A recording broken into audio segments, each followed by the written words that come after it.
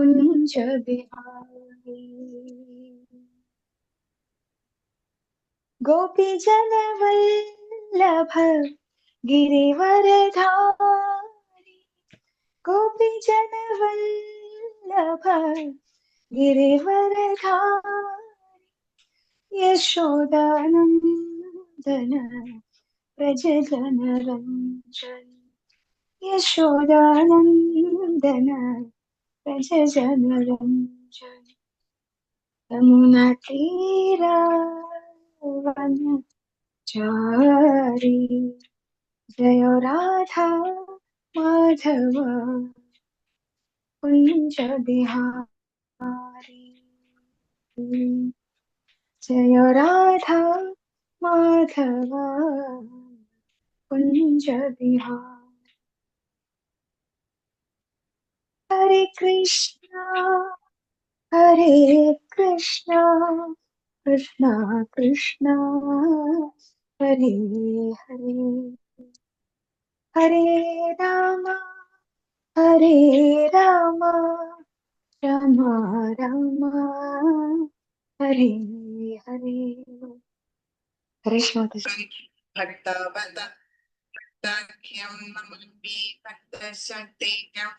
नमो विष्णुपादाय कृष्ण पृष्ठाय भूतले श्रीमते स्वामी नाम्यते नमः आचार्यपदाय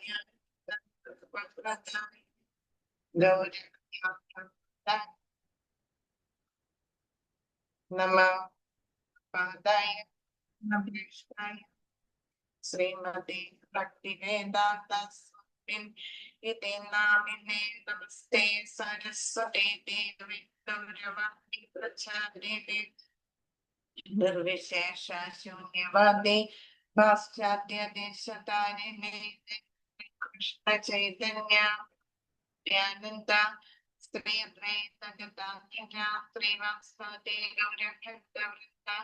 हरे कृष्ण कृष्ण कृष्ण हरे हरे, हरे राम हरे हरे।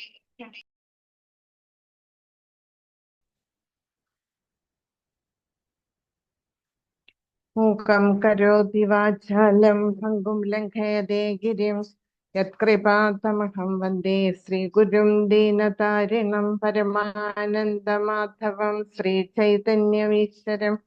कृष्णाय वासुदेवाय देवकीनन्दनाय च नन्दगोपकुमाराय गोविन्दाय नमो नमः। नीलाचलनिवासाय नित्याय परमात्मने श्रीबलभद्र सुभद्राभ्यां जगन्नाथाय ते नमः। ओम नमो भगवते वासुदेवाय, नमो भगवते वासुदेवाय, ओम नमो भगवते वासुदेवाय। हरे कृष्ण। ഇന്ന് നമ്മള് ഗീതാ മഹാത്മ്യത്തെ കുറിച്ചാണ് ഇന്ന് മനസ്സിലാക്കുന്നത്. അതിനു മുമ്പ് ഒരു ചെറിയ സ്റ്റോറി, 18ാം അധ്യായവുമായിട്ട് ബന്ധപ്പെട്ട വളരെ ചെറിയൊരു കഥ പറയാം. അമരാവതിയില് ഇന്ദ്രന്റെ രാജസദസ്സിലെ സിംഹാസനത്തിൽ ഇരിക്കുകയായിരുന്നു. പെട്ടെന്ന് അവിടേക്കൊരു അതി തേജസ്വിയായിട്ട് ഒരാൾ അവിടേക്ക് വന്നു. അദ്ദേഹം ആ രാജസദസ്സിനകത്തേക്ക് കയറിയപ്പോൾ അവിടെ ഉണ്ടായിരുന്നവരെല്ലാം, ഇന്ദ്രൻ ഉൾപ്പെടെ ഉള്ളവരെല്ലാം അവരറിയാതെ തന്നെ അവിടെ എഴുന്നേറ്റ് അദ്ദേഹത്തെ ബഹുമാനിച്ചു. ഇന്ദ്രനാണെങ്കിലോ തന്റെ ശിരസിലിരുന്ന കിരീടം എടുത്ത ആ വ്യക്തിയുടെ തലയിൽ വെച്ചു. പക്ഷെ ആ വ്യക്തി ആരാണെന്ന് അവിടെ ഉള്ളവർക്ക് ആർക്കും അറിയില്ലായിരുന്നു. പക്ഷെ എന്തോ അവരറിയാതെ തന്നെ ബഹുമാനം പ്രകടിപ്പിക്കുകയാണ് ചെയ്തത്. എല്ലാവരും എഴുന്നേറ്റ് വണങ്ങി. പക്ഷെ എല്ലാവരും പരസ്പരം അങ്ങോട്ടും ഇങ്ങോട്ടും ചോദിക്കുകയാണ് ഇതാരാണ് എന്ന്. ഇന്ദ്രനും ആകെ ആശയക്കുഴപ്പത്തിലായി. അത്ര അതി തേജസ്വിയായിട്ടുള്ള ഒരു വ്യക്തിയാണ്. അപ്പം അദ്ദേഹം ഇന്ദ്രന്റെ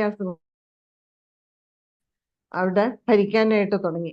അപ്പൊ ഇന്ദ്രനാകെ അത്ഭുതമായി, ഇതെന്താ ഇങ്ങനെ? ഇന്ദ്രനും പ്രതികരിക്കാനേ സാധിക്കുന്നില്ല, ആർക്കും അറിയുകയുമില്ല ഈ വ്യക്തി ആരാണെന്ന്.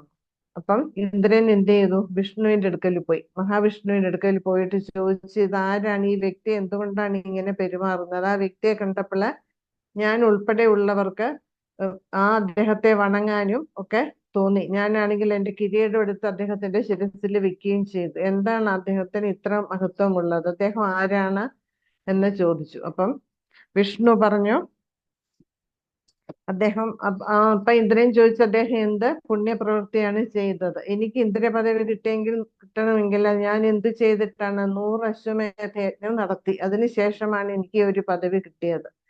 ഇദ്ദേഹം അതൊന്നും ചെയ്തിട്ടില്ല. അങ്ങനെ ഇദ്ദേഹം എന്ത് പുണ്യപ്രവൃത്തിയാണ് ചെയ്തിരിക്കുന്നത് എന്ന്. അപ്പം വിഷ്ണു പറഞ്ഞു, അദ്ദേഹം വേറെ യാതൊന്നും ചെയ്തിട്ടില്ല, ഒരു പുണ്യപ്രവൃത്തിയും ചെയ്തിട്ടില്ല. പക്ഷെ അദ്ദേഹം 18-ാം അധ്യായം, ഭഗവത്ഗീതയിലെ 18-ാം അധ്യായം എന്നും ഉരുവിടുമായിരുന്നു. അതുകൊണ്ടാണ് അദ്ദേഹത്തിന് ഇങ്ങനെയൊരു ബഹുമതി അദ്ദേഹത്തിന് കിട്ടിയത്. നിങ്ങൾ എല്ലാവരും അദ്ദേഹത്തെ വണങ്ങാനും ഈ രാജകീയമായിട്ടുള്ള സുഖങ്ങൾ അദ്ദേഹത്തിന് അനുഭവിക്കാനും സാധിച്ചത് ഈ 18-ാം അധ്യായം നിത്യേന അദ്ദേഹം ഉരുവിടുന്നത് കൊണ്ടാണ് എന്ന്. അപ്പം ഇതിൽ നിന്ന് എന്താ മനസ്സിലാക്കേണ്ടത്? ഭൗതികമായിട്ടുള്ള സുഖം ആഗ്രഹിക്കുന്നവര് ഈ 18-ാമത്തെ അധ്യായം വായിച്ചു കഴിഞ്ഞാൽ അവർക്ക് ഇന്ദ്രനെ പോലെ ഈ ഭൗതിക ലോകത്തിൽ വാഴാന് സാധിക്കും എന്നാണ് ഇതിൽ നിന്നും മനസ്സിലാക്കേണ്ടത്. ഇനി നമുക്ക് ഇതിന്റെ മഹാത്മ്യത്തിലേക്ക് കടക്കാം.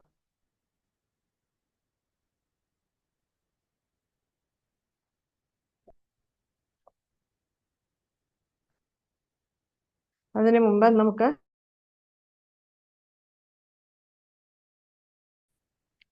ഭഗവത്ഗീത എന്തും പറയുന്നുണ്ട്, ഗീത ഉപനിഷത്ത് എന്നും പറയുന്നുണ്ട്. ഭഗവത്ഗീത എന്ന് പറയുന്നത് എന്താണ്? ഉപനിഷത്ത് വേദവിജ്ഞാനങ്ങളുടെ അന്തഃസത്തയാണ്, ഇല്ലേ? ആ ഉപനിഷത്ത് കടഞ്ഞെടുക്കുന്നതാണ് എന്ത്?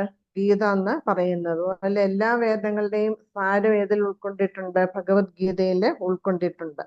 അപ്പൊ ഭഗവത്ഗീത നമ്മൾ എങ്ങനെയാണ് സ്വീകരിക്കേണ്ടത്? പരമ്പരയിൽ വരുന്ന ഒരാചാര്യനിൽ നിന്നും കേട്ട് മനസ്സിലാക്കി വേണം നമ്മൾ ഭഗവത്ഗീത സ്വീകരിക്കാനായിട്ട്. അതുപോലെ തന്നെ ഗീത എന്ന് പറയുന്നത് എന്താണ്? ഒരു ശാസ്ത്രമാണ്. നമ്മൾക്കറിയാം, ഈ ഭഗവത്ഗീതയിൽ ഇല്ലാത്തതായിട്ട് ഒന്നുമേ ഇല്ല. ഈ ഭഗവത്ഗീതയിൽ എല്ലാം ഉണ്ട്. മറ്റൊന്നിലും ഇല്ലാത്തത് നമുക്ക് എവിടെ നിന്ന് കാണാൻ സാധിക്കും? ഭഗവത്ഗീതയിൽ നിന്ന് നമുക്ക് കാണാനും മനസ്സിലാക്കാനും ഒക്കെ സാധിക്കും. അപ്പൊ ഈ ഭഗവത്ഗീത നമ്മൾ എങ്ങനെയാണ് സ്വീകരിക്കേണ്ടത്? നമ്മൾക്ക് ഇപ്പോൾ മരുന്ന് കഴിക്കാൻ ഡോക്ടർ നിർദ്ദേശിച്ചാൽ നമ്മൾ എങ്ങനെയാണ് മരുന്ന് കഴിക്കുക? ഡോക്ടറുടെ പ്രിസ്ക്രിപ്ഷൻ മുഖാന്തരമാണ്, അത് നോക്കിയിട്ടാണ് നമ്മൾ മരുന്ന് കഴിക്കുക. അതേപോലെ വേണം ഭഗവത്ഗീതയെ നമ്മൾ സ്വീകരിക്കാൻ. ഭഗവത്ഗീത ആരാണ് ഉപദേശിച്ചത്? ആ ഉപദേശകന്റെ നിർദ്ദേശം അനുസരിച്ചിട്ട് വേണം. ആരാണ് ഉപദേശിച്ചത്? ഭഗവാനാണ്. അപ്പൊ ഭഗവാന്റെ നിർദ്ദേശങ്ങൾ അനുസരിച്ചിട്ട് വേണം നമ്മൾ ഗീത മനസ്സിലാക്കാനായിട്ട്. ഭഗവത്ഗീതയിൽ നമ്മൾ കണ്ടു, എല്ലായിടത്തും പറയുന്നുണ്ട്, ഞാനാണ് ഭഗവാൻ, പരമസത്യം, പരമദ്വിയോത്തമ പുരുഷൻ എന്ന്. ശ്രീമദ് ഭാഗവതത്തിലും ഭഗവാനാണ് പരമസത്യം അല്ലെങ്കിൽ പരമദ്വിയോത്തമ പുരുഷൻ എന്ന് പറയുന്നുണ്ട്. ഏതേചാംശകലാ പുംസ കൃഷ്ണസ്തു ഭഗവാൻ സ്വയം ഇന്ദ്രാരി വ്യാകുലം ലോകെ മൃഡേന്തി യുഗേ യുഗേ. ഭഗവാൻ തന്നെയാണ് പരമസത്യം. ആ ഭഗവത്ഗീതയെ നമ്മൾ എങ്ങനെ സ്വീകരിക്കണം? ഭഗവാന്റെ നിർദ്ദേശം അനുസരിച്ചിട്ട് വേണം സ്വീകരിക്കാനായിട്ട്. അതുപോലെ തന്നെ ഭഗവാൻ പറയുന്നുണ്ട്, എന്തുകൊണ്ടാണ് അർജുനന് മാത്രമായിട്ട് ഭഗവത്ഗീത ഉപദേശിച്ചു കൊടുത്തത്? കാരണം എന്താണ്? അർജുനൻ ഭഗവാന്റെ സുഹൃത്താണ്, അതുപോലെ തന്നെ ഭഗവാന്റെ ഭക്തനുമാണ്. അതുകൊണ്ടാണ് ആ ഗീത ഉപദേശിക്കാൻ അർജുനനെ ഭഗവാന് തെരഞ്ഞെടുത്തത്. അതുപോലെ തന്നെ നമ്മൾ ഭഗവത്ഗീതയിൽ എന്താ കണ്ടത്? ജ്ഞാനി, യോഗി, ഭക്തൻ, ഇല്ലേ? ഇങ്ങനെ 3 തരത്തിലുള്ള അതീന്ദ്രിയവാദികളെ കുറിച്ചിട്ടാണ് നമ്മൾ ഗീതയിൽ നിന്ന് നമ്മൾ മനസ്സിലാക്കിയത്. അതുപോലെ തന്നെ ഭഗവാൻ പറയുന്നുണ്ട്, ഇപ്പൊ വീണ്ടും അർജുനൻ ഉപദേശിച്ചു കൊടുത്തത് എന്തുകൊണ്ടാണ്? ഇടയ്ക്ക് വെച്ചിട്ട് പരമ്പര മുറിഞ്ഞുപോയി, ഇല്ലേ? ഭഗവാൻ ആദ്യം ആർക്ക് കൊടുത്തു? വിവസ്വാന് കൊടുത്തു. പിന്നെ വിവസ്വാൻ മനുവിന്, മനു ഇക്ഷ്വാകുവിന്, അങ്ങനെ പരമ്പര തുടർന്ന് വന്നതാണ്. പക്ഷെ ഇടയ്ക്ക് വെച്ചിട്ട് അത് മുറിഞ്ഞുപോയി. അതുകൊണ്ടാണ് വീണ്ടും അത് നഷ്ടപ്പെട്ടു. അതുകൊണ്ടാണ് വീണ്ടും അർജുനനിലൂടെ ഭഗവാൻ ഭഗവത്ഗീത നമ്മളെ പോലെയുള്ള പതിതാത്മാക്കൾക്ക് ഉപദേശിച്ചു തന്നത്. അപ്പൊ അർജുനന് എന്തുകൊണ്ടും അധികാരിയാണ് ഭഗവത്ഗീത ഉപദേശം കേൾക്കാനായിട്ട്. അപ്പം ഭഗവത്ഗീത കേൾക്കണമെങ്കിലും മനസ്സിലാക്കണമെങ്കിലും എങ്ങനെയുള്ളവരായിരിക്കണം? നമ്മൾ പരിപൂർണ ഭക്തനായിരിക്കണം. ഭഗവാന്റെ ഭക്തനായെങ്കിൽ മാത്രമേ നമുക്കിത് മനസ്സിലാക്കാൻ സാധിക്കുകയുള്ളൂ.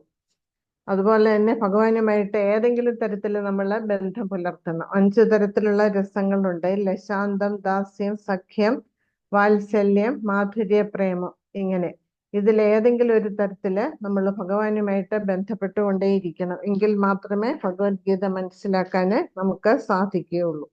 അതുപോലെ തന്നെ നമ്മൾ എന്തുകൊണ്ടാണ് ഈ ഭൗതിക ലോകത്തിൽ വന്ന് പെട്ടത്? നമ്മളുടെ മുജ്ജന്മ ആ വാസനകൾ അനുസരിച്ചിട്ടാണ്, പൂർത്തീകരിക്കാതെ പോയ വാസനകളുടെ പൂർത്തീകരണത്തിന് വേണ്ടിയിട്ടാണ് നമ്മൾ ഈ ഭൗതിക ലോകത്തിൽ വന്ന് പെട്ടത്. ഈ ഭൗതിക ലോകത്തിൽ വന്നതോടെ നമ്മൾ മായയുമായിട്ട് അല്ലെങ്കിൽ ത്രിഗുണങ്ങളുമായിട്ട് ബന്ധത്തിലായപ്പോൾ നമ്മളുടെ മൂലസ്വരൂപം എന്താണെന്ന് നമ്മൾ മറന്നുപോയി. അപ്പൊ ആ സ്വരൂപ സിദ്ധി അതിനെ നമ്മൾ വീണ്ടെടുക്കണമെങ്കിൽ നമ്മൾ എന്ത് ചെയ്യണം? ഭഗവാന്റെ ഭക്തിയുടെ സേവനത്തിൽ ഏർപ്പെടണം. ആ ഭക്തിയുടെ സേവനം കൊണ്ട് മാത്രമേ നമുക്ക് ആ സ്വരൂപസ്ഥിതി കൈവരിക്കാന് സാധിക്കുകയുള്ളൂ. അപ്പൊ അർജുനന് മനസ്സിലായി. അർജുനൻ എന്താ വിചാരിച്ചിരുന്നത്? ആദ്യമൊക്കെ ഭഗവാൻ വെറും ഒരു തന്റെ സുഹൃത്ത് മാത്രമാണ്, തന്റെ മിത്രം മാത്രമാണ് എന്നാണ് മനസ്സിലാക്കിയത്. അതനുസരിച്ചിട്ടാണ് ഭഗവാനുമായിട്ട് പെരുമാറിയതും ഒക്കെ. പക്ഷേ ഭഗവാനിൽ നിന്ന് ഗീതോപദേശം കേട്ട് അത് മനസ്സിലായതോടുകൂടി അർജുനന് മനസ്സിലായി തന്റെ മിത്രം മാത്രമല്ല ഇത്, നിൽക്കുന്നത് പരമദിവ്യോത്തമ പുരുഷനായ ഭഗവാൻ തന്നെയാണ് എന്ന് അർജുനന് തീർത്തും ബോധ്യമായി. അപ്പോൾ അർജുനൻ എന്താണ് പറഞ്ഞത്? കരുഷേ വചനം തവ, അങ്ങ് എന്തു പറയുന്നു ഞാൻ അത് അനുസരിക്കാം, അതിന് ഞാൻ ബാധ്യസ്ഥനാണ് എന്ന്.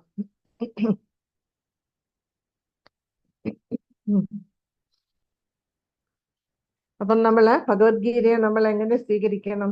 ഭക്തി ഭാവത്തോടെ വേണം ഭഗവത്ഗീതയെ സ്വീകരിക്കാൻ. നമ്മളും ഭഗവാനും ഒന്നാണ് അല്ലെങ്കിൽ ഭഗവാന് തുല്യരാണ് നമ്മളെന്നൊരിക്കലും ചിന്തിക്കാനേ പാടില്ല.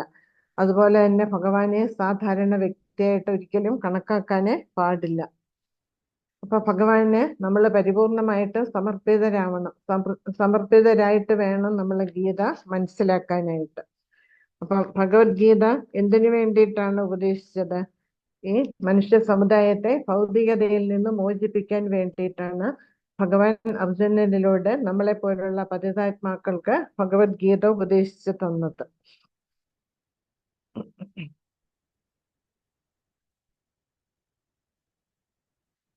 അപ്പം നമ്മളുടെയൊക്കെ ആത്മാവിന്റെ സ്വഭാവമാണ് എന്ത്?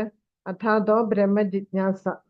അതായത് നമ്മൾ ആരാണ്, എന്താണ്, നമ്മൾ എന്തുകൊണ്ടാണ് ഈ ഭൗതിക ലോകത്തിൽ വന്ന് പെട്ടത്, എന്തുകൊണ്ടാണ് നമ്മൾ പലതരത്തിലുള്ള ക്ലേശങ്ങൾക്ക് വിധേയമാകുന്നത്, ഇതൊക്കെ അറിയാനുള്ള ഒരു ത്വര നമ്മളുടെ ഉള്ളിലുണ്ട്. അതുകൊണ്ട് ആ ഒരു ആഗ്രഹം നമ്മളുടെ ഉള്ളിൽ വരുന്നത് കൊണ്ടാണ് നമുക്ക് ഇതുപോലുള്ള ആധ്യാത്മിക ഗ്രന്ഥങ്ങളിലേക്കും ഭക്തിമാർഗത്തിലേക്കും ഒക്കെ നമ്മൾ ജീവാത്മാക്കള് വന്നുപെടുന്നത്. അപ്പൊ നമ്മൾ എന്തുകൊണ്ടാണ് ഇവിടെ വന്നത്? മരണശേഷം എന്താണ് മരണം എന്ന് പറയുന്നത്? മരണശേഷം നമ്മൾ എവിടേക്കാണ് പോകുന്നത്? ഇങ്ങനെയൊക്കെ അന്വേഷിക്കാൻ തുടങ്ങുന്നവരാണ് ഭഗവത്ഗീത പഠനത്തിലുള്ള ശരിയായ വിദ്യാർത്ഥികൾ.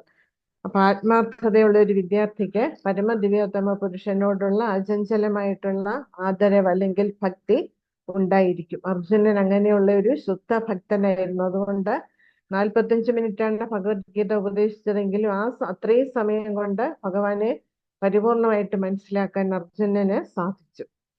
അപ്പം ഭഗവാൻ എന്തിനു വേണ്ടിയിട്ടാണ് ഈ ഭൗതിക ലോകത്തിലേക്ക് വരുന്നത്? എന്തുകൊണ്ടാണ്? പരിത്രാണായ സാധുവിന വിനാശായ ചതുഷ്കൃതം ധർമ്മ സംസ്ഥാപനാർത്ഥായ സംഭവാമി യുഗേ യുഗേ. അതായത് ഓരോ യുഗത്തിലും ധർമ്മത്തിന് നാശം ഉണ്ടാകുകയും അധർമ്മം വളരുകയും ചെയ്യുമ്പോഴാണ്. അത് തന്നെയുമല്ല, സാധുക്കളെ, തന്റെ ഭക്തനെ സംരക്ഷിക്കുന്നതിനും കൂടിയിട്ടാണ് ഭഗവാൻ ഈ ഭൗതിക ലോകത്തിലേക്ക് വരുന്നത്. അപ്പം ഭഗവാൻ തന്നെ പറയുന്നുണ്ട്, മനുഷ്യാണം സഹസ്രേഷു കശ്ചിത് യജതി സിദ്ധയെ. ആയിരക്കണക്കിന് ആൾക്കാര് എന്നെ മനസ്സിലാക്കാൻ ശ്രമിച്ചേക്കാം, പക്ഷെ അവരില് പരിപൂർണമായിട്ട് ഭഗവാനെ മനസ്സിലാക്കിയവര് വളരെ കുറവാണ് എന്ന് ഭഗവാൻ പറയുന്നുണ്ട്. അപ്പം നമുക്ക് നമ്മളുടെ നില എന്താണ്, നമ്മളുടെ അവസ്ഥ എന്താണ് എന്ന് മനസ്സിലാക്കാൻ താല്പര്യമുള്ളവർക്ക് വേണ്ടിയിട്ടാണ് ഈ ഭഗവത്ഗീത എന്ന് പറയുന്ന ഗ്രന്ഥം എന്ന് പറയുന്നത്. അതുകൊണ്ടാണ് തന്റെ ശിഷ്യനും മിത്രവുമായ അർജുനനിൽ കൂടി ഭഗവാൻ നമുക്ക് ഭഗവത്ഗീത ഉപദേശിച്ചത്. ഇനി പറയുന്ന ഭഗവത്ഗീതയിലെ 5 അടിസ്ഥാന തത്വങ്ങളുണ്ട്. ഒന്നെന്താണ്? ഭഗവാനാണ് ഈശ്വരൻ, പരമസത്യം എന്ന് പറയുന്നുണ്ട്. പിന്നെ നമ്മളുടെ ജീവാത്മാക്കളുടെ യഥാർത്ഥ സ്വരൂപം എന്താണെന്ന് പറയുന്നു. പിന്നെ നമ്മളെയൊക്കെ നിയന്ത്രിക്കുന്ന ഒരു ശക്തി, അതാണ് ഭഗവാൻ അല്ലെങ്കിൽ ഈശ്വരൻ എന്ന് പറയുന്നുണ്ട്. അതുപോലെ തന്നെ നമ്മളെ ജീവാത്മാക്കളെ കുറിച്ചിട്ട് പറയുന്നുണ്ട്. അപ്പം ഭഗവത്ഗീതയിൽ നിന്ന് നമ്മൾ മനസ്സിലാക്കിയത് എന്താണ്? നമ്മളാരും സ്വതന്ത്രരല്ല, ഭഗവാനാണ് സ്വതന്ത്രൻ, പരിപൂർണ സ്വതന്ത്രൻ ഭഗവാനാണ്. പക്ഷെ നമുക്കൊക്കെ സ്വാതന്ത്ര്യമുണ്ട്, അല്പം മാത്രമുള്ള സ്വാതന്ത്ര്യമേ ഉള്ളൂ നമുക്ക്.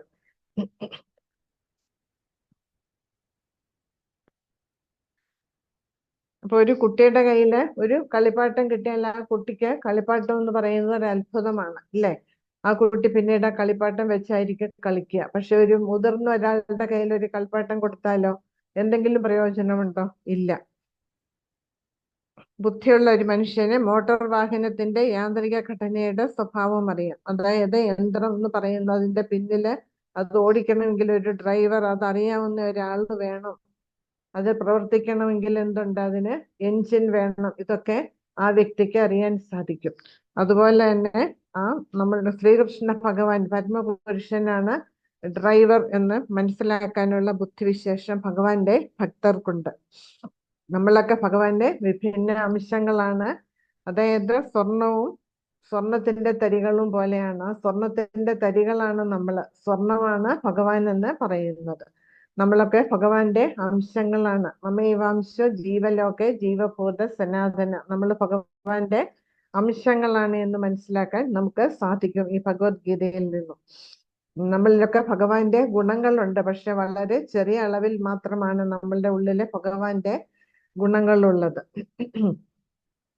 പക്ഷെ നമ്മൾ എന്താണ് കരുതുന്നത്? നമ്മളാണ് ഈ ഭൗതിക ലോകത്തിന്റെ ഉടമസ്ഥൻ, നിയന്താവ്. നമ്മൾ ഈ ഭൗതികതയെ കീഴ്പ്പെടുത്താനാണ്, നമ്മളുടെ കൈപ്പിടിയിൽ ഒതുക്കാനാണ് നമ്മൾ ശ്രമിക്കുന്നത്. അതെന്തുകൊണ്ടാണ്? ഈ ഭൗതികതയിൽ വന്നപ്പോൾ നമ്മളുടെ മൂലസ്ഥിതി എന്താണെന്ന് നമ്മൾ മറന്നുപോയി. ഇതെല്ലാം നമുക്ക് ഭഗവത്ഗീതയിലൂടെ മനസ്സിലാക്കാന് സാധിക്കും. അപ്പൊ ഭഗവത്ഗീതയിൽ 5 വിഷയങ്ങളെ കുറിച്ചിട്ടാണ് പറയുന്നത്. ഈശ്വരൻ, ജീവാത്മാവ്, പ്രകൃതി, കാലം, പിന്നെ കർമ്മം. ഇങ്ങനെ 5 വിഷയങ്ങളെ കുറിച്ചിട്ടാണ് ഭഗവത്ഗീതയില് പ്രതിപാദിക്കുന്നത്.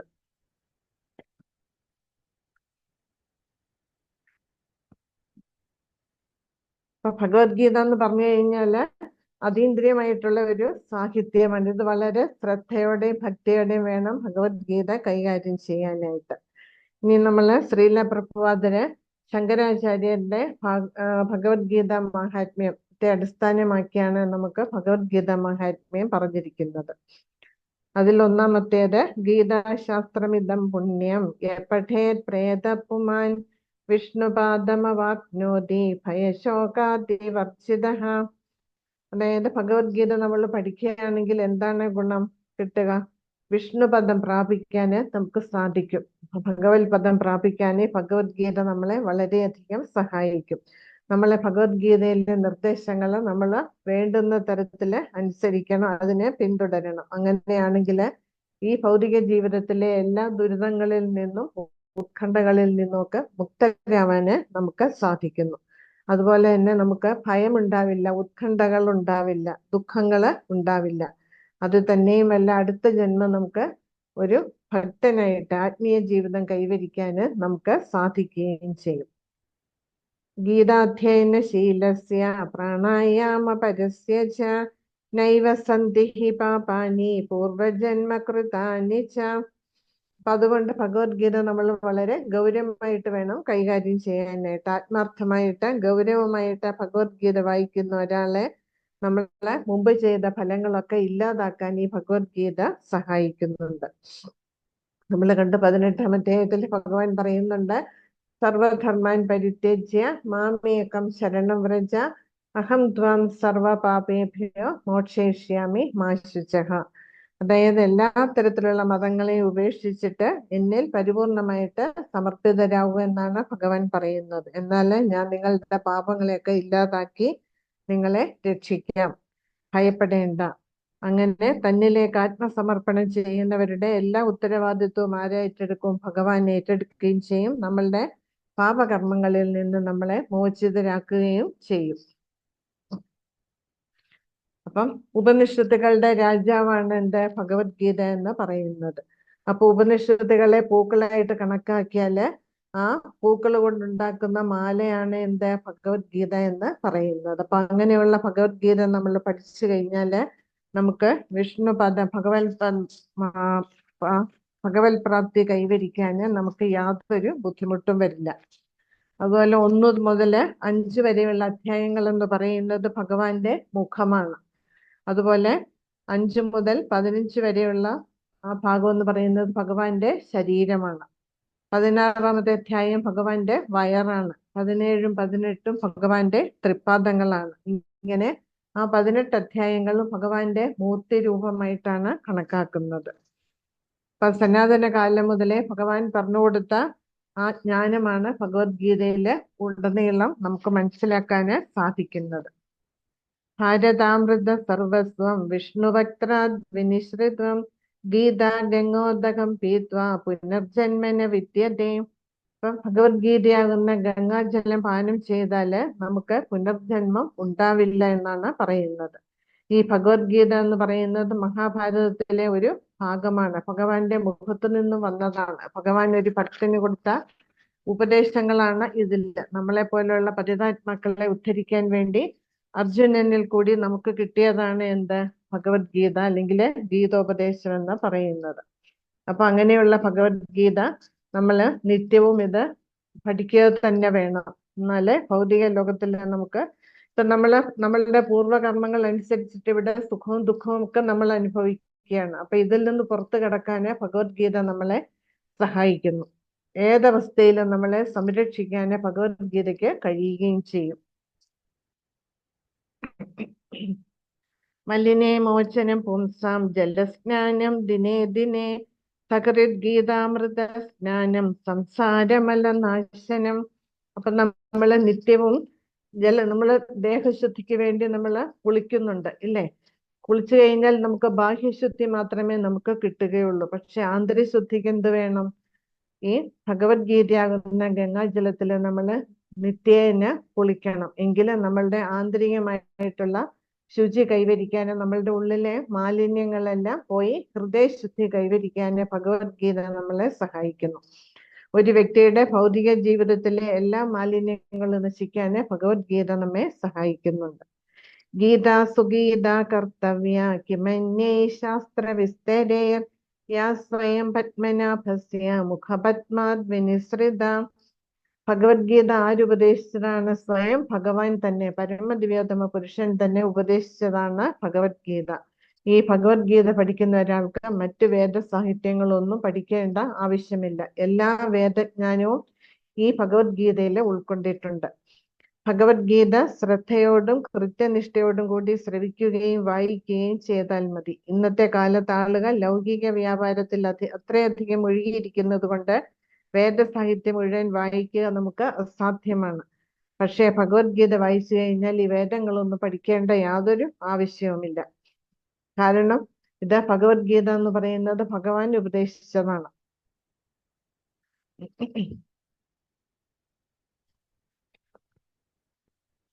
സർവോപനിഷദോ ഗാവോ ദോഗ്ധ ഗോപാല നന്ദന പാർത്ഥോ വത്സ സുധീർ ഭോക്ത ദുഗ്ധം ഗീതാമൃതം മഹത്.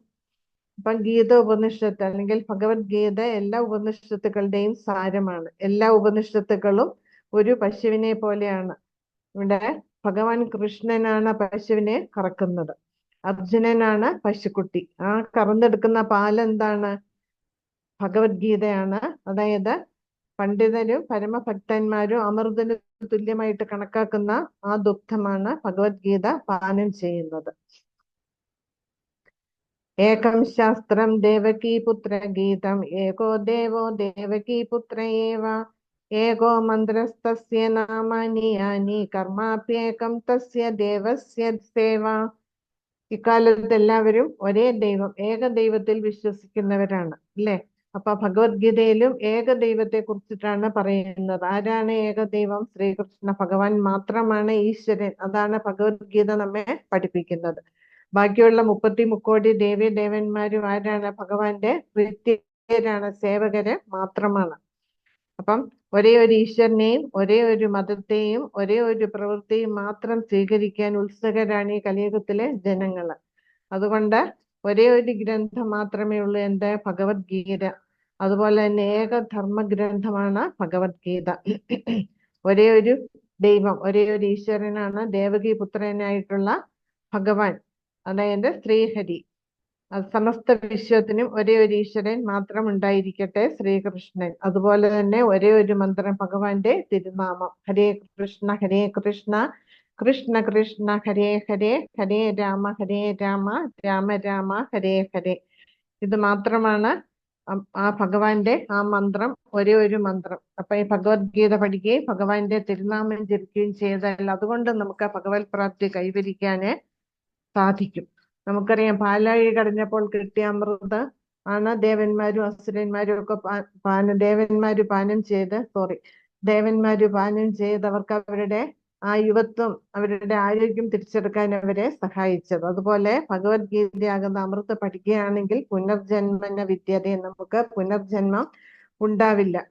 അപ്പം ആരാണോ നിത്യേന ഭഗവത്ഗീതയിലെ ശ്ലോകങ്ങള് വായിക്കുകയും അതിന്റെ ഭാവാർത്ഥം വായിച്ച് മനസ്സിലാക്കുകയും ചെയ്യുന്നത്, അവര് പാപ വിനിർമുക്തരായിരിക്കും. അവർക്കൊരിക്കലും പാപം ഉണ്ടാവില്ല. പാപങ്ങളിൽ നിന്നെല്ലാം മോചനം നേടാന് ഭഗവത്ഗീത സഹായിക്കും.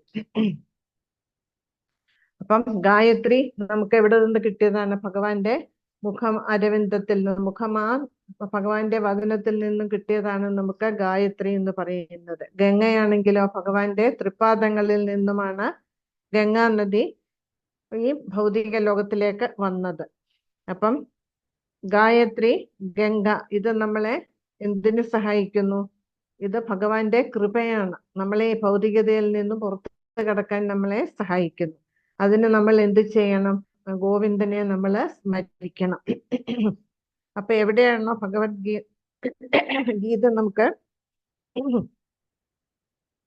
ഏതൊക്കെ വീടുകളിൽ ഭഗവത്ഗീതയുണ്ടോ അതുപോലെ തന്നെ ഭാഗവതം, ഇത് ഈ ശാസ്ത്രങ്ങളുണ്ടോ, ആരാണ് നിത്യവും ഭഗവത്ഗീതയും ഭാഗവതവും ഒക്കെ വായിക്കുകയും മനസ്സിലാക്കി അത് പഠിക്കുകയും ചെയ്യുന്നത്, അവരുടെ ഭവനങ്ങളില് പ്രയാഗരാജ് പോലുള്ള തീർത്ഥങ്ങള് ആ ഭവനത്തില് ഉണ്ടായിരിക്കും. തീർത്ഥങ്ങളുടെ രാജാവാണ് പ്രയാഗരാജ് എന്ന് പറയുന്നത്. ആ പ്രയാഗരാജ് മുതലായ തീർത്ഥങ്ങളെല്ലാം ആ ഭവനത്തില് ഉണ്ടായിരിക്കുമെന്നാണ് പറയുന്നത്. അതുപോലെ തന്നെ ഗീത ഗീത എന്ന് നമ്മൾ ഉച്ചരിക്കുകയാണെങ്കിൽ, ഇങ്ങനെ വീണ്ടും വീണ്ടും ഉരുവിട്ടുകൊണ്ടിരിക്കുകയാണെങ്കിൽ മോക്ഷപ്രാപ്തിക്ക് അത് സഹായകമാകും എന്ന് പറയുന്നുണ്ട്. അതുകൊണ്ട് നമ്മൾ എന്ത് ചെയ്യണം? ഗീത അർത്ഥവ്യാപ്തിയോടെ, അതായത് ഓരോ ശ്ലോകങ്ങൾ അത് ഉരുവിടുമ്പോഴും അതിന്റെ അർത്ഥം മനസ്സിലാക്കി വേണം നമ്മൾ ഭഗവത്ഗീത ഉരുവിടാനായിട്ട്. അങ്ങനെയാണെങ്കിൽ വൈകുണ്ഠ പ്രാപ്തി ലഭ്യമാകും നമുക്ക്. ഗീത എന്ന് പറയുന്നത് ഭഗവാന്റെ സ്വരൂപം തന്നെയാണ്. ഭഗവാന്റെ ജ്ഞാനശക്തിയിൽ നിന്നാണ് ഭഗവത്ഗീത ഉണ്ടായിരിക്കുന്നത്. ഭഗവാന് പലതരത്തിലുള്ള ശക്തികളുണ്ട്. ഇച്ഛാശക്തി, ജ്ഞാനശക്തി, ക്രിയാശക്തി, അതുപോലെ ലീലാശക്തി. അതിലെ ജ്ഞാനശക്തിയാണ് ഭഗവാന്റെ ഈ ഭഗവത്ഗീത എന്ന് പറയുന്നത്. അപ്പൊ ആരാണോ നിത്യേന ഭഗവത്ഗീതയിലെ ശ്ലോകങ്ങൾ ഉരുവിടുന്നത്, അവരുടെ പാപങ്ങൾ ഇല്ലാതാക്കാൻ ഭഗവത്ഗീത സഹായിക്കും. നമുക്കൊക്കെ തെന്നാലി രാമനെ കുറിച്ച് അറിയാം, ഇല്ലേ? നമ്മൾ കുട്ടിക്കാലത്ത് തെന്നാലി രാമനെ കുറിച്ചുള്ള ധാരാളം കഥകൾ നമ്മൾ വായിച്ചിട്ടുണ്ട്. അപ്പം തെന്നാലി രാമന് വളരെ ബുദ്ധിയുള്ള ഒരു വ്യക്തിയായിരുന്നു. ഒരിക്കല് അദ്ദേഹം ആരായിരുന്നു? കൃഷ്ണദേവരായരുടെ ഉപദേശകനായിരുന്നു. ഒരിക്കല് കൃഷ്ണദേവരായര് തെന്നാലി രാമനോട് ചോദിച്ചു, നമുക്ക് ലോഭം എങ്ങനെ നമുക്ക് ഇല്ലാതാക്കാം, അതിന് പ്രായം വല്ലതും ഉണ്ടോ എന്ന്. അപ്പം തെന്നാലി രാമൻ പറഞ്ഞു, അതിന് പ്രായമൊന്നുമില്ല. നമുക്ക് എപ്പോൾ വേണമെങ്കിലും ആ ലോഭം നമ്മളുടെ ഉള്ളിൽ നിന്ന് ഒഴിവാക്കാം. പക്ഷെ അത് ഇത്തിരി ബുദ്ധിമുട്ടുള്ള കാര്യമാണ്. അത്ര എളുപ്പമൊന്നും നമ്മളുടെ ഉള്ളിൽ നിന്ന് ഈ ലോഭം, അതായത് ഗ്രീഡ്, അത്യാഗ്രഹം, ഇതൊന്നും ഉപേക്ഷിക്കാൻ നമുക്ക് സാധിക്കില്ല. അപ്പം ഇത് പറഞ്ഞിട്ട് തെന്നാലി രാമൻ അവിടെ നിന്ന് പോയി. കുറച്ചു ദിവസം കഴിഞ്ഞപ്പോൾ ഈ കൃഷ്ണദേവരായരുടെ മന്ത്രിയുടെ അച്ഛൻ മരണാസന്നനായിട്ട് കിടക്കുകയാണ് എന്നുള്ളൊരു വിവരം കിട്ടി. അപ്പൊ തെന്നാലി രാമൻ ഈ അവസരം, അതായത് ലോഭത്തിന്റെ മഹത്വം രാജാവിനെ പറഞ്ഞു മനസ്സിലാക്കാനായിട്ട് ആഗ്രഹിച്ചു. എങ്ങനെ നമ്മളുടെ ഉള്ളിൽ നിന്ന് ലോഭം നീക്കാൻ സാധിക്കും, അതൊരു ജീവാത്മാവിനത് സാധിക്കുമോ എന്ന് മനസ്സിലാക്കിക്കാനായിട്ട് ആഗ്രഹിച്ചു. അപ്പം എല്ലാവരും അദ്ദേഹത്തെ കാണാനായിട്ട് പോകുന്നുണ്ട്. അപ്പൊ കൃഷ്ണദേവരായര് തെന്നാലി രാമനോട് പറഞ്ഞു, നമുക്കും പോയി അദ്ദേഹത്തെ കണ്ടാലോ. അപ്പം തെന്നാലി രാമൻ പറഞ്ഞു, ശരി, അതിനെന്താ, നമുക്ക് ഇപ്പോൾ തന്നെ പോകാം. പക്ഷെ ഒരു കാര്യം, അവിടെ പോകുന്നതിന് മുമ്പ് അങ്ങ് എന്ത് ചെയ്യണം? ഒന്നും കൂടി രാജകീയമായിട്ടുള്ള വേഷങ്ങൾ, ആഡംബരമായിട്ട് വേഷം കെട്ടി വേണം പോകാൻ. അതുപോലെ തന്നെ ധാരാളം സുഗന്ധദ്രവ്യങ്ങൾ ശരീരത്തില് പൂശുകയും ചെയ്യണം. അപ്പം രാജാവ് അത്ഭുതപ്പെട്ടു. മരണാസന്നനെ കിടക്കുന്ന ഒരാളെ കാണാൻ ഇങ്ങനെ വേഷം കെട്ടി പോകുന്നത് എന്തിനാണ്? അത് രാജാവ് ചോദിക്കുകയും ചെയ്തു. പക്ഷെ തെന്നാലി രാമൻ ഒന്നുമേ മറുപടി പറഞ്ഞില്ല. അപ്പൊ രാജാവിനറിയാം, തെന്നാലി രാമൻ എന്തെങ്കിലും കാര്യങ്ങൾ പറയുന്നുണ്ടെങ്കിൽ അതിന്റെ പിന്നിൽ എന്തെങ്കിലും കാര്യം ഉണ്ടാകുമെന്നറിയാം. അതുകൊണ്ട് അദ്ദേഹം പറഞ്ഞ മാതിരിയൊക്കെ രാജാവ് വേഷം കെട്ടി തെന്നാലി രാമനോടൊപ്പം പോയി ആ മന്ത്രിയുടെ പിതാവ് കിടക്കുന്നിടത്ത് എത്തി. അപ്പൊ മന്ത്രി പറഞ്ഞത്, അങ്ങേ അച്ഛനെ കാണാൻ രാജാവ് വന്നിരിക്കുന്നു എന്ന്. അപ്പം ഒന്ന് നോക്കിയിട്ട് അതേപടി കണ്ണടച്ച് കിടന്നു. അപ്പം തെന്നാലി രാമൻ പറഞ്ഞ, അങ്ങ് അടുത്തേക്ക് നീങ്ങി നിൽക്കൂ എന്ന്. അപ്പൊ രാജാവ് ആ വ്യക്തിയുടെ സമീപം പോയി നിന്നു. അപ്പൊ രാജാവിന്റെ ശരീരത്തിൽ നിന്ന് സുഗന്ധത്തിന്റെ വാസന ഈ പിതാവിന്റെ മൂക്കിലേക്ക് അടിച്ചു കയറി. അപ്പൊ അദ്ദേഹം കണ്ണു തുറക്കാൻ ബുദ്ധിമുട്ടായി കിടന്ന വ്യക്തി വേഗം കണ്ണു വലിച്ചു തുറന്നു. എന്നിട്ട് തുറച്ചു നോക്കി എവിടുന്നാണ് ഈ സുഗന്ധം വരുന്നത് എന്ന്.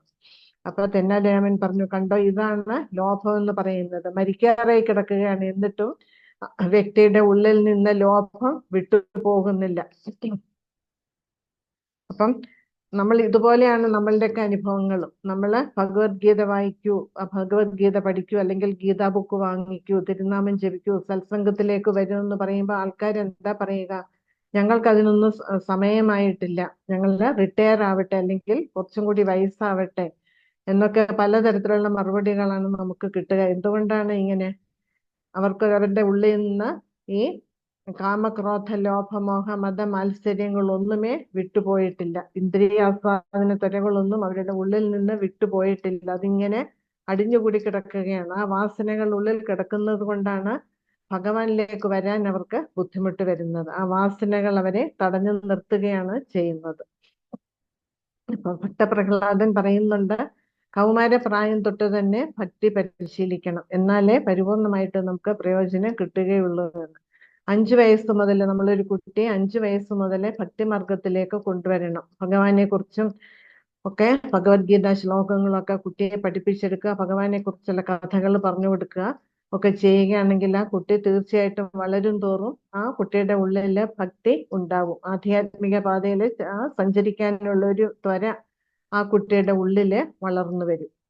അപ്പൊ നമ്മള് ഭക്തപ്രഹ്ലാദൻ പറയുന്ന മാതിരി നമ്മളുടെ തലമുറകളെ നമ്മളുടെ തലമുറയും അടുത്ത തലമുറയൊക്കെ നമ്മൾ ഭക്തരാക്കി വളർത്തണമെങ്കിൽ അത് നമ്മളുടെ വീടുകളിൽ നിന്ന് തന്നെ പരിശീലനം തുടങ്ങുക. കുട്ടികളെ സന്ധ്യാസമയത്ത് പിടിച്ചിരുത്തി നാമം ജപിക്കുകയും ഭഗവാനെ കുറിച്ചുള്ള കഥകൾ പറഞ്ഞു കൊടുക്കുക, ഭഗവത്ഗീതയിലെ ശ്ലോകങ്ങൾ പഠിപ്പിച്ചു കൊടുക്കുക.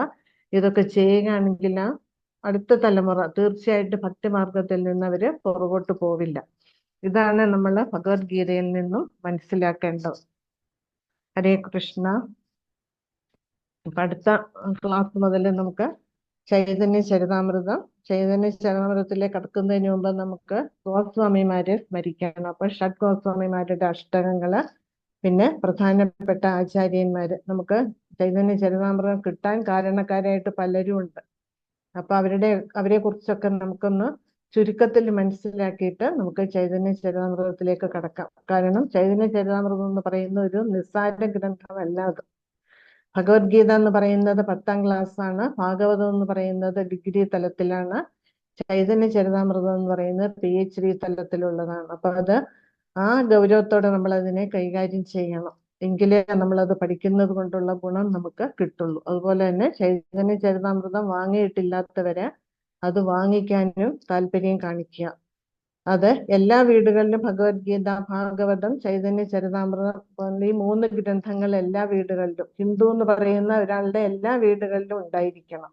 കാരണം ആ വീടുകളിലുള്ള അശുഭകരമായിട്ട് അല്ലെങ്കിൽ നെഗറ്റീവ് എനർജി ഇല്ലാതാക്കാൻ ഈ ഗ്രന്ഥങ്ങൾക്ക് സാധിക്കും. അത് തന്നെയുമല്ല, ഇങ്ങനെയുള്ള ഗ്രന്ഥങ്ങൾ വീട്ടിലിരുന്നാല് നമ്മളുടെ കാലശേഷവും അടുത്ത തലമുറകൾക്ക് ഇത് ഉപകരിക്കും. അതുകൊണ്ട് ഇതിനു വേണ്ടി ചെലവാക്കുന്ന പൈസ ഒരിക്കലും ഒരു ദുർവ്യയമായിട്ട് കണക്കാക്കരുത്. 4500 രൂപ എന്ന് പറഞ്ഞു കഴിഞ്ഞാല് ഇത്രയും കൊടുക്കണമല്ലോ എന്ന് നമ്മൾ ഒരിക്കലും ചിന്തിക്കാൻ പാടില്ല. അത് തലമുറകളോളം അത് ഗുണം ചെയ്യുന്നതാണ്. എത്ര നാൾ വേണമെങ്കിലും നമ്മളുടെ വീട്ടിൽ ആ ഗ്രന്ഥം ഇരിക്കും. അത് നമ്മളുടെ കാലശേഷം ഏതെങ്കിലും തലമുറകൾക്ക് അത് ഉപകരിക്കും തീർച്ചയായിട്ടും. അങ്ങനെയുള്ള അനുഭവങ്ങൾ പലതുമുണ്ട്, പലരുടെ കയ്യിൽ നിന്നും കേട്ടിട്ടുള്ളതാണ്. ചില മുത്തച്ഛന്മാരൊക്കെ ഭഗവത്ഗീത വാങ്ങിച്ചു വെച്ചിട്ട് അത് അവരുടെ കാലശേഷം തൊട്ടിട്ടേ ഇല്ല. ഒരുപക്ഷെ അവരുടെ പേരക്കുട്ടികൾ അല്ലെങ്കിൽ അടുത്ത തലമുറയായിരിക്കും ആ ബുക്ക് എടുത്തു നോക്കിയിട്ട് ഈ കൃഷ്ണാവബോധത്തിലേക്ക് വന്നിട്ടുള്ള ചരിത്രങ്ങള് പലരുടെ നിന്ന് കേട്ടിട്ടുണ്ട്. അതുകൊണ്ടാണ് പറയുന്നത് എല്ലാവരും ഈ 3 ഗ്രന്ഥങ്ങള് വീടുകളിൽ സൂക്ഷിക്കാൻ പ്രത്യേകം ശ്രദ്ധിക്കുക. അത് തന്നെയുമല്ല, ചൈതന്യ ചരിതാമൃതം നമ്മുടെ കയ്യിലുണ്ടെങ്കിൽ നമുക്ക് ക്ലാസ് എടുക്കുമ്പോൾ അതൊന്നും കൂടി മനസ്സിലാക്കാൻ സാധിക്കും. ഹരേ കൃഷ്ണ. എന്തെങ്കിലും സംശയം ഉണ്ടെങ്കിൽ ചോദിക്കുക. ഹരേ കൃഷ്ണ. കൃഷ്ണ ഹരേ മാതാജി. കൃഷ്ണ മാതാജി, പ്രണാം. ഹരി ബോൾ. ഹരേ കൃഷ്ണ.